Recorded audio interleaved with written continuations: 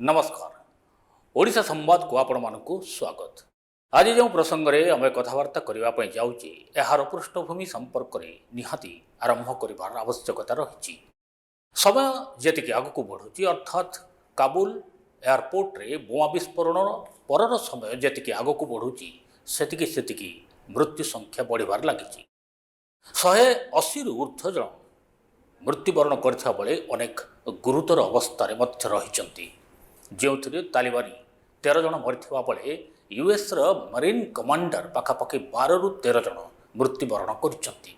अनेक अमेरिकीय नागरिक मृत्युवरण करछंती। दृश्य ए खबर पर जो नजर रखिथिबे से व्हाइट हाउस को मध्य देखिथिबे अमेरिकन मानकर मृत्युर शोक एवं समवेदना पई एहार पताका को मध्य तलकू खसई दिया जाइछि।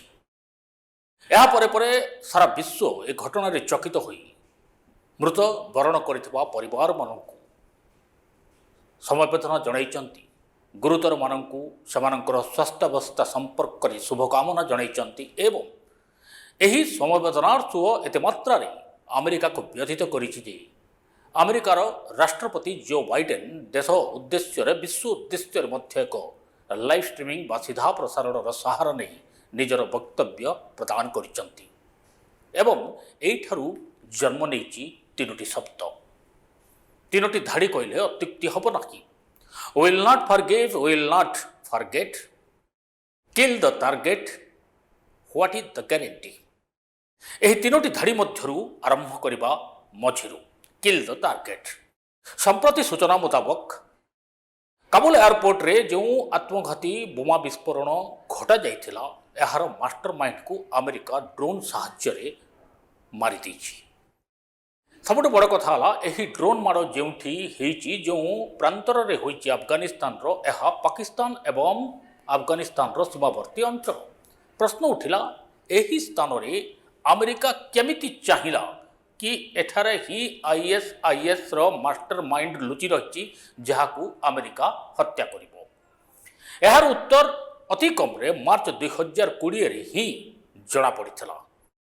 मार्च 2020 रे central US commander commander general McKenzie American Congress को एक रिपोर्ट दे कहिथिले कि अफगानिस्तान रो सीमावर्ती अंचल रे थिबा आईएसआईएस आतंकी माननकू तालिबान रो साहाय्य रे अमेरिका सैन्य ध्वस्त विध्वस्त कर देछि। एथिरे तालिबान माने अमेरिका को अनेक प्रकार रो सहयोग करिसंती। जदि एक कथा सत थिला ताहले एही अंचल रे पुनर्बार ड्रोन आक्रमण करिवार जो अमेरिका वर्तमान संप्रति खबर सारा विश्व को जणाइछि एवं काबुल एयरपोर्ट रो धमाका करिथिबा मास्टर माइंड को हत्या करिछि। ए कथा सह पूर्व कथार जदि संपर्क को देखिबा ताहले सीधा सड़क एटी दुईटी प्रसंग को उपस्थापन करने को पड़िबो। प्रथम कथा तालिबान सह मिसी अमेरिका मिलिटारी एही अंचल अर्थात कुनार प्रोविंस नंगहार प्रोविंस एही दुई अंचल रे आईएसआईएस रो सक्रियता अनेक आगुरु अमेरिका जानि सारिसिला। एथिपई तालिबानी मानक साहाय्य रे एही अंचल को ध्वस्त विध्वस्त करदेवार रिपोर्ट मध्य देइतिला। तापरे भी एही अंचल रे ड्रोन आक्रमण करिवार अर्थ हेउची तालिबान एक तो अमेरिका मिछ कहि पारे। ए घटना संपर्क रे सविशेष तथ्य तालिबान संपूर्ण रूप से गोपन रखि देइ पारे अर्थात अमेरिका मिलिटारी एही अंचल को ध्वंस विध्वंस कर देइछि बोली निज मन रे भाबी थाई पारे बा एही अंचल को नेग्लेक्ट कर देइ पारे। आईएसआईएस रो चिन्ह वर्ण नाही बोली मध्य एक बद्धमूल धारणा रे उपनीत होई थाई पारे अमेरिकन मिलिटारी। तेबे से जहाँ भी हो इस्लामिक स्टेट खास करी आईएसआईएस के नामक एक आतंकी संगठन जो ना एवं चर्चा को आसी।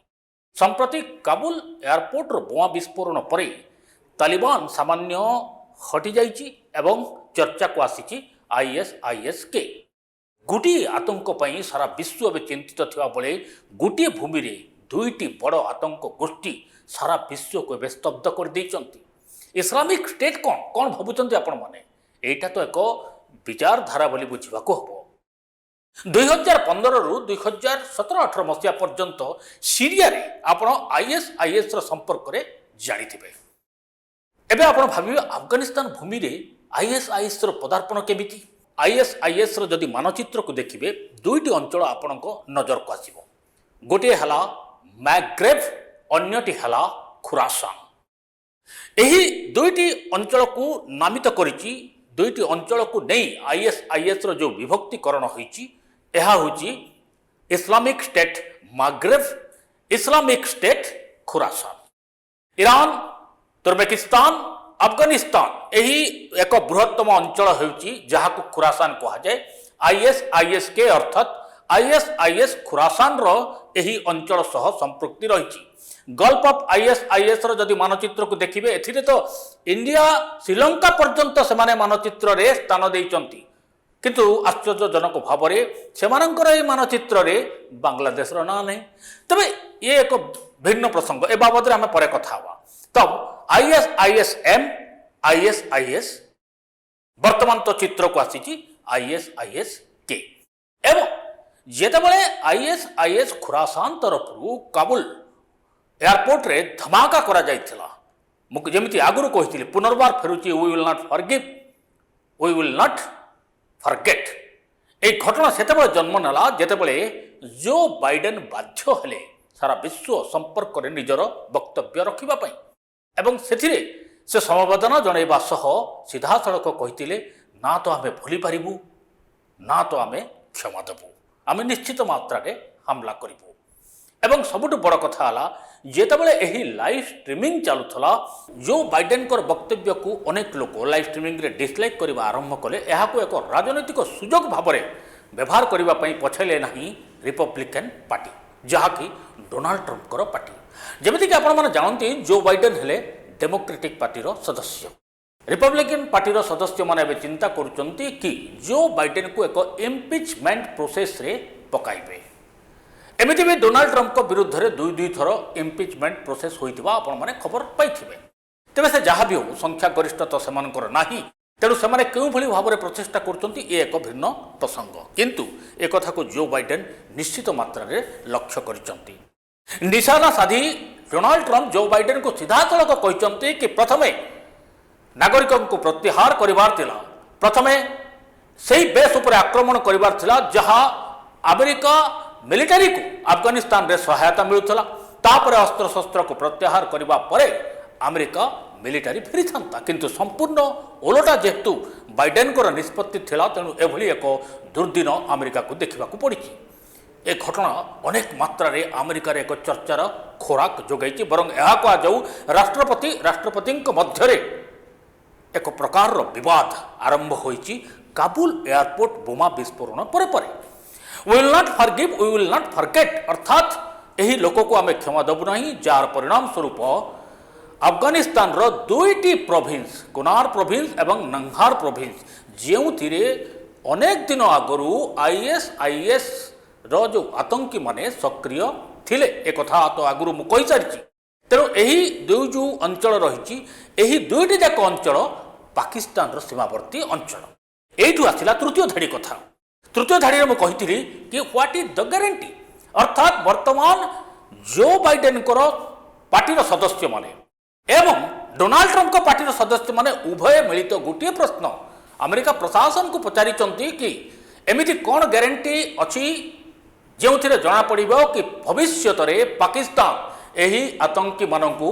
आणविक अस्त्र बा आणविक अस्त्रर फर्मूला देव नहीं यार उत्तर हुए तो सीमित समय मध्य संभव हो न पारे अमेरिका प्रशासन को जनइबा किंतु परवर्ती अध्याय पाकिस्तान रो जो डबल गेम रही अर्थात गोटे पटरे आईएसआईएस को समर्थन अन्य पटरे तालिबान को समर्थन एमिति एवं घटनाचक्र बुली जाइए जो तालिबान इतिहास रे हठात धसई पशिची आईएसआईएस खुरासान तेणु एभली एक विचित्र परिस्थिति रे अफगानिस्तान आतंकवाद एक बृहत गढ़ विश्वर सर्वबृहत गढ़ हिसाब से मुंड टेकिबाकू जाउची एथिरे तो अनेक देशर भूमिका रही जेमिति कि नाटो देश मानकर जेमिति कि ऑस्ट्रेलिया यूके फ्रांस अमेरिकार रशिया चीन पाकिस्तान भारत एमती अनेक देश मानकर एठारे भूमिका रही आगामी दिन में यही सबू देश कौन ना कौन बाटरे सीधा सड़क भाव संपृक्त रहिबे। तेबे एई जो आक्रमण रे जो बाइडेन बुझेबा को चाहिचंती जे गुड टेररिज्म एवं बैड टेररिज्म कौन। कारण एबे अमेरिका पाखरे हुए तो गोटे ही रास्ता थाई पारे कि सेमाने तालिबानी मानकू अजाचित फंडिंग करी तालिबानी मानकू पुनर्बार समर्थन करी आईएस को सेठारु हटाइबा पई चिंता करिवे। अर्थात एथिरे आईएस के bad terrorism Taliban good terrorism रे अमेरिकार जो गणित रही भारतर विदेश नीति भली नुह। भारतर विदेश नीति तो अत्यंत स्पष्ट। कारण जो फर्माट रे जो फर्म रे आतंकवाद हो आतंकी माने हुंतु से माने भारतर नजर रे केबे भी उच्चतर नुहंती बंधु नुहंती। तेणु आतंकवादर स्वरूप जहा हो भारत ताकू विरोध करी आसीची आगामी दिन में मध्य विरोध करिब। तेणु यही एक स्पष्ट नीति अमेरिकार संप्रति काबुल एयरपोर्टर जो धमाका रही हुए तो बदली जाइए किंतु ए गणित भी भविष्य में अमेरिका पाई महंगा पड़ पारे।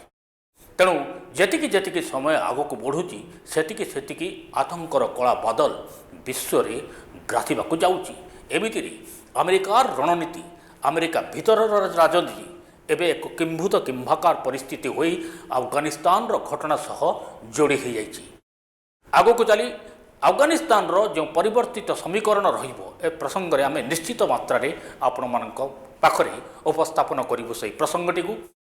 एमिति भी ओडिशा संवाद रे अनेक कार्यक्रम आपण मान सामना को आम आणुचु। आपण मैंने जदि आमर ओडिशा संवाद को शेयर करना लाइक करना ताहले तुरंत शेयर करंतु लाइक करंतु बेल आइकन बटन को दबाई भूलु ना। कारण आम प्रसारित कार्यक्रम आपण मानकू नोटिफिकेशन माध्यम रे मध्य पहुँचबार उपलब्ध हो पार। आमर फेसबुक पेज इंस्टाग्राम को मध्य लाइक करंतु शेयर करंतु। आज पई एतिकी पुणी थरे एक नुआ प्रसंग नहीं आपण मान सामना को आसबि। सेतବେଳେ जाए रहुची विदाय दियंतु। नमस्कार।